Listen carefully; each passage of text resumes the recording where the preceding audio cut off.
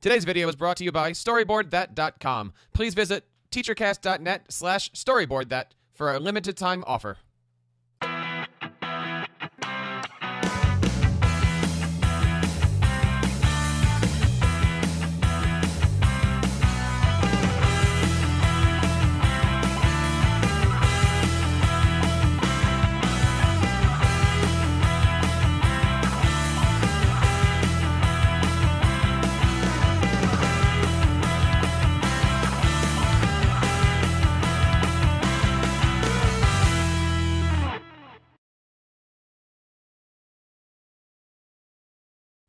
Hello, everybody, and welcome to the TEACHERCAST podcast. You are listening to the podcast that brings you the best in educational technology right from the educators themselves. Thank you so much for allowing TEACHERCAST to be a part of your professional learning network, and thank you for making TEACHERCAST part of your professional development. My name is Jeff Bradbury, and if this is the first time you're listening to the show today, thank you so much for joining us. We have a fantastic show to do.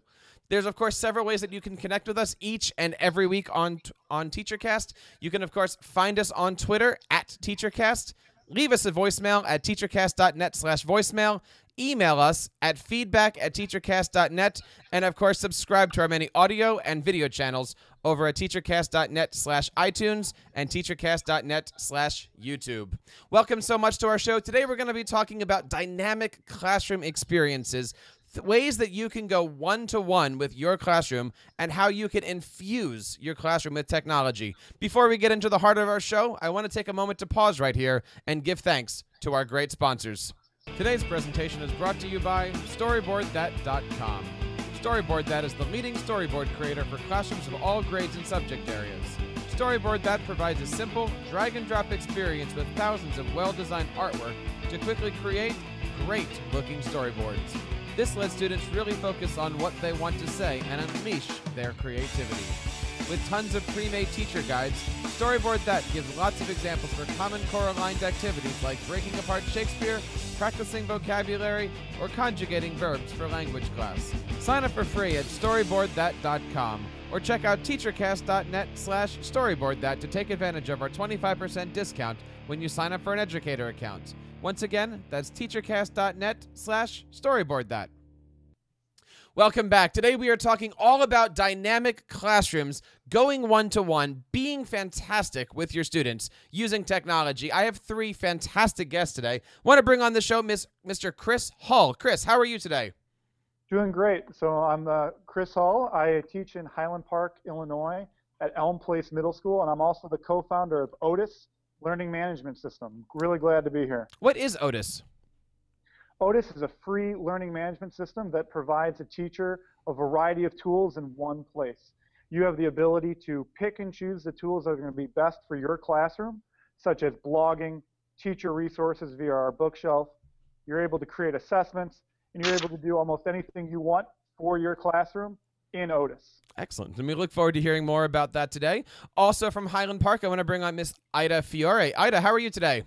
Hi, I'm good. Thank you for having me. I'm Ida Fiore. I teach at Elm Place Middle School in Highland Park, Illinois. I've taught science for 20 years, and this year we're one-to-one, and I've changed my entire science classroom for all the kids to be using Chromebooks with their daily notes, their hands-on labs, and I use OTUS as my only tool in my classroom to support that. Excellent. Also want to bring onto the show Mr. Larry Kelley. Larry, how are you today? I'm well. We're from deep South Texas where it's warm. Very nice. What do you do, Larry? I teach at Texas A&M. I teach high school teachers in our graduate certification program. Excellent.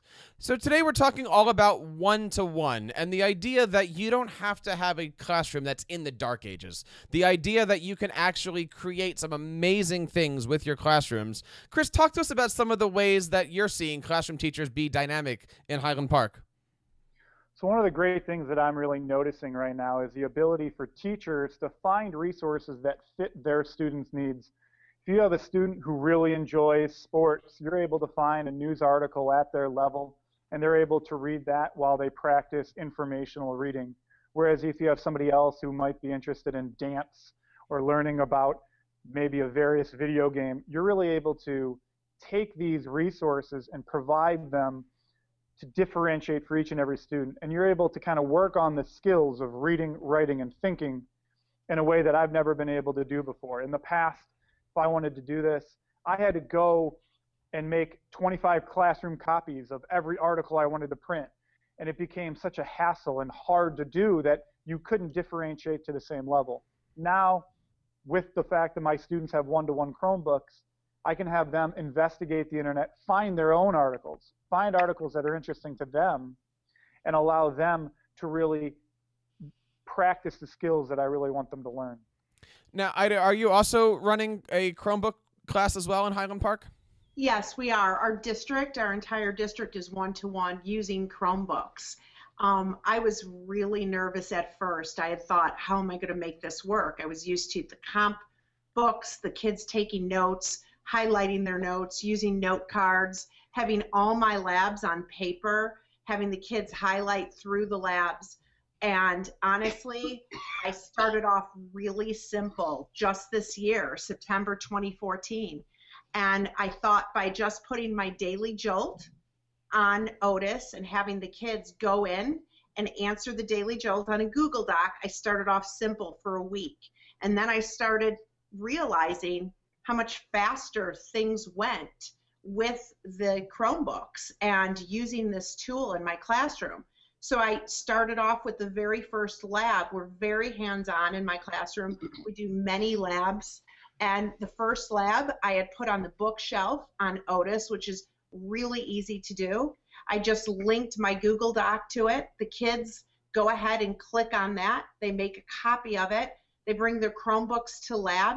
They're able to take all of their data, both qualitative and quantitative. They're able to do their drawings. They use the camera on the Chromebooks, and it's really been more of a part of life. In fact, this year, I'm realizing I'm already 3 weeks ahead of my curriculum teaching from last year when they were doing the notes in Chromebook and comp books and note cards and paper labs. You know, it's great that you have those stats because there are so many teachers these days that are going Chromebooks that it is nice to kind of step back and go, okay, where am I? Is this helping? You know, we always talk about the $1,000 pencil. Is this being used as such, or am I really doing some amazing things? Larry, where do you see your classroom right now? What kind of dynamic things are you seeing out of students and teachers? Well, I teach new teachers in the summer, and they go out teach full year. And we issue them iPads, so we kind of an iPad one-to-one classroom. I use OTUS for our LMS now. This is going to be the first semester I've tried it. I think it's an important tool for my students to know how to do. It's a free resource. It's something they can use in their classroom. And if we use it in my class, they're more likely to use it. So as Ida said, it saves time, lots of different resources. Everything's in the same place. So that's why I'm excited about it. Excellent.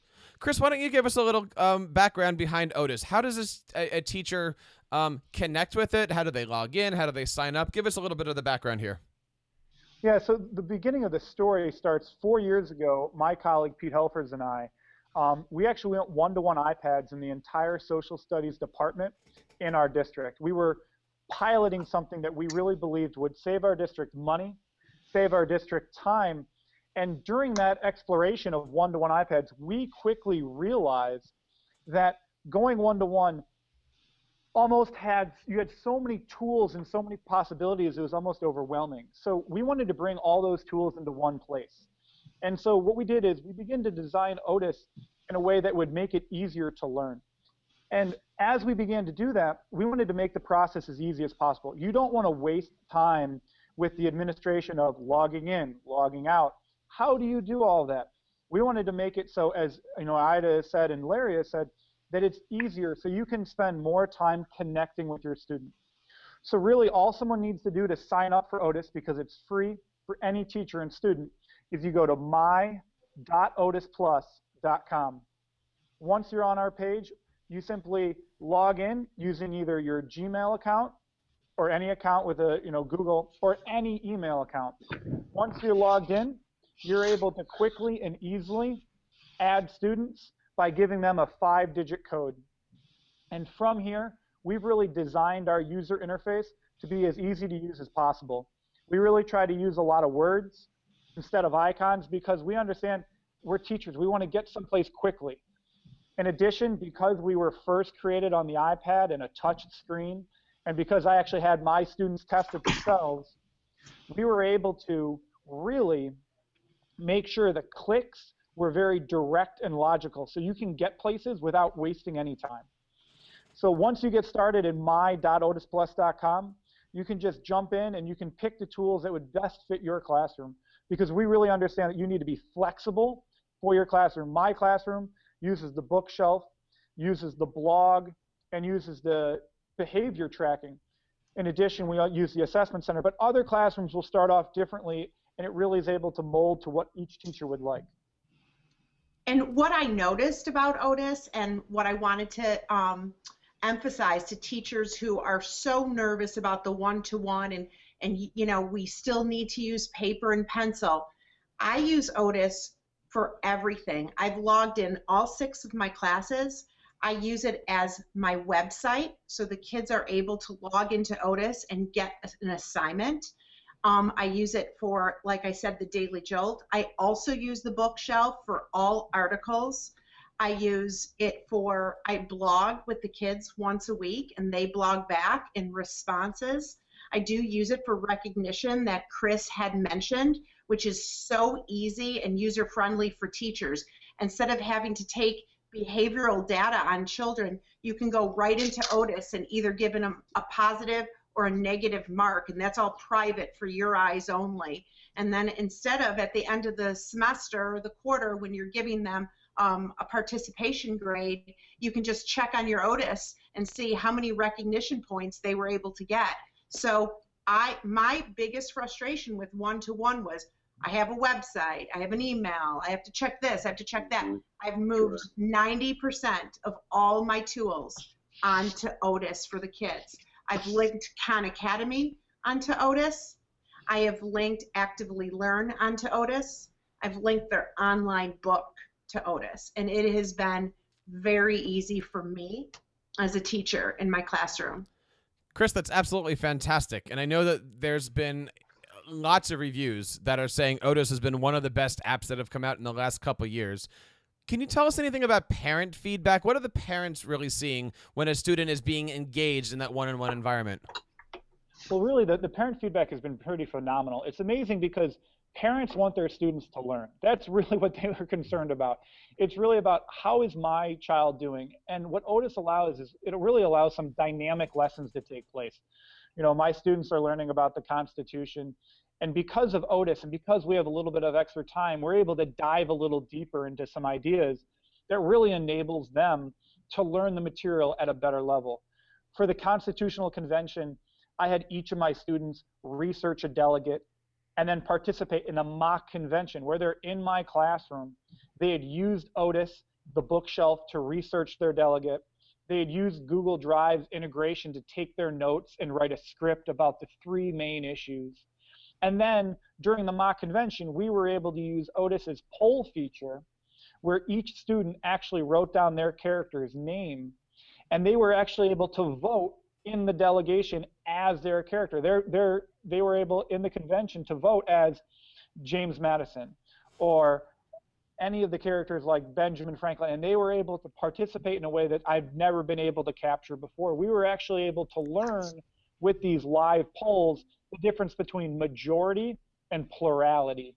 And this idea is sometimes lost, but when you could see the live poll graph moving from 45% to 52%, it was pretty amazing. And that was actually continued when we were talking about the different branches of government. We actually had epic rap battles of the 3 branches of government. And again, using OTUS as the hub and the starting point, allowing them to do the research, take the notes. They could actually submit their rap videos, their lyrics, digitally, and we could then play them for the class. It really just dramatically changed how quickly and deeply we could dive into the material. That's pretty amazing, and that's pretty powerful stuff, considering that you're giving these kids these higher level functions that, you know, clearly you can't get by reading a book. But at the same time, these kids are getting those life experiences that are life-changing, one might say. Yeah, it's the ownership that students have over their material. They get to pick and choose how they want to research, how do they want to take notes. And this ability to take ownership makes them more invested in learning. And that's really what all teachers want. We want to create better citizens, and we want to create lifelong learners. We want our science students to love science. I know Ida and Larry, you know, Larry is a former science teacher, but you want people to become passionate about learning. And that's what we're all trying to do. I know Ida has some great examples of how her science experiments have really sparked some amazing questions and inquiry. Well, Ida, let me bring you in here. Talk to us a little bit about how you introduce this. Okay, you know, is this something that you bring in September and say, okay, we're now going to use this resource? Is this something that just becomes part of your daily lessons in the class?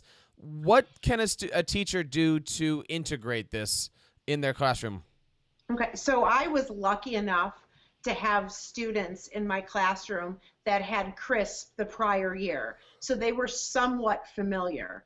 I had always used some type of resource, whether it be Edmodo or another tool that I used. My frustration with other tools was that, again, everything was in different places. Go here for the online textbook, go here. So the way I started it this year was, as I had mentioned, I started off really slowly. And I started off with just their daily jolt, which is a question when they come in. And it's a question that may be about a lab that they had the prior day, or a lab or a content, some type of content they're going to learn in the future. And they would answer that question. And I just started with that. The first time, it took a little bit of work on my part to set it up, to set up the lab so that it was on OTUS. Now it's become secondhand nature. The kids go, "Where's the lab, Mrs. Fiore?" And they just click on the lab, and they are able to link it to their Google Docs and share it between their lab partners and just collect data, take pictures from their Chromebook. What I love most is that I'm a big fan of it all being in one place, and that's made my life so much easier. I do a lot of teaching with question formulation technique, where I will ask the kids a question about something in the lab that we're doing, and the kids can they'll get their question on OTUS for the lab, and then they can do all the research that they need to answer the question and then head to lab. And it's really made my classroom much more independent learners. They're able to just open up their Chromebook. If you walked in my room and observed, you would see the bell ring, the kids sit down, open up their Chromebook. They know exactly what to do. I don't even need my Promethean board anymore in my classroom. A smart board, Promethean board in the front of the room. Everything is in front of them on their screen, on their Chromebooks. You know, let me ask a question here of Ida and Larry. This is a system that is created by teachers for teachers. Yes. Why is that important, that you actually have educators behind this? And how does this compare to other systems that you can tell might be done by entrepreneurs, by coders, by developers, but have never actually stepped foot in that classroom? Well, the one we use here at Texas A&M, I won't say the name, but they don't have educators creating it, and it's so frustrating to use. They don't understand what happens in the classroom. The thing we talked about before, everything's in one place. And to use ours, you have to go out and use this video, pull off something offline, maybe the app's being downloaded. It's just so frustrating as a teacher. You got kids there trying to make a lesson go, and something's not going to work. With OTUS, everything, what excites me, and I'm going to find out about it this semester, everything's in one place. They don't have to go out browsing and looking around and stuff and wandering all over and disengage. I think that's a great point, Larry, because the teacher does have that control with OTUS, that we are able to bookmark everything we want and to have it on Otis so the kids aren't going all over. I love the fact that it's teacher created. It's just like any teacher wants a principal or an administrator that walks in their room that knows they've been there. They know the struggles of, you know, having 27 kids every 42 minutes and having a curriculum that you have to deliver. And I think that was really important. And I think with Chris and Pete, I both worked with both of them for many years. They were hands-on technology from the very beginning, and they realized a lot of the pieces that were missing. And I think between the two of them, they were able to put the pieces together and create this amazing device for teachers to use. Absolutely. As I was reading about the first time, what really hooked me was when I read about Chris and Pete. They were teachers that created it. And I said, okay, we may have something here, and we do. Well, let me flip the question on you, Chris. How does it feel to be an educator knowing that the work that you've put in for Otis is being received worldwide by your fellow educators? I mean, it's a very humbling experience to know that I've gotten emails from Iceland to places in China, to get emails all across the country in the United States, to know people are using something that you envisioned. But it's really about, any teacher knows that it's about communicating and sharing and collaborating. You know, my lessons and my ideas are a collaboration of people, and it's really about building the ideas that I learned from and building ideas that other people have had. And that's what really Otis is trying to accomplish. We want to learn from all of the teachers. We want to create a community of teachers who are willing to provide feedback. Education changes so much every year, every few years, every week, sometimes something new is coming out. And in order to really be able to maximize learning in your classroom, you need to be able to have those conversations, have those dialogues. And I mean, one of the great things is being able to talk to someone and bounce ideas off of. But you need someone actually in the classroom with you to really be able to say, oh, that's how it works. And one of the things that I know, you know, I've had a couple conversations with Larry, and it's so valuable. Larry, who's teaching educators throughout the entire state of Texas, even though they're all in different places and different locations, and they're teaching different students and different populations, there is a movement here that is becoming much more common ground. And as more schools go one-to-one, we need to provide a tool that is easy to use, that allows collaboration to be possible, but also allows the focus to be on student learning. And it's really exciting to be a part of it, and it's really exciting to, you know, continue to see it develop. And all the feedback we receive is just, it's been amazing to help us continue to grow. Well, and one other thing I like about it, if there's a problem, if we have an idea, something else, they're very friendly. Hey, let me know. We'll fix it. We'll create it. We'll add that. And some programs are, well, we know better than you do, or it's too hard, so nothing gets done. But with Otis, hey, problems are fixed.